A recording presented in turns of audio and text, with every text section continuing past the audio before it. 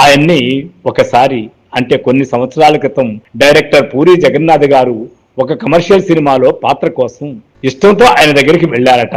నా bank account లో కొన్ని కోట్ల రూపాయలు ఉన్నాయి, ఇదిగో ఈ బ్లాంక్ చెక్ మీద నీకు ఇష్టమైన అమౌంట్ రాసుకొని నీకు నచ్చినంత రెమ్యునేషన్ తీసుకో, నా సినిమాలో యాక్ట్ చెయ్యి అని రిక్వెస్ట్ చేశాడట పూరి జగన్నాథ్. నేను కమర్షియల్ సినిమాలో నటించను సార్ అని నారాయణమూర్తి గారు కుండ బద్దలు కొట్టినట్టుగా మొహమాటం లేకుండా మొహాన్నే పూరి జగన్నాథ్ అనేసాడట, సున్నితంగా తిరస్కరిస్తూ.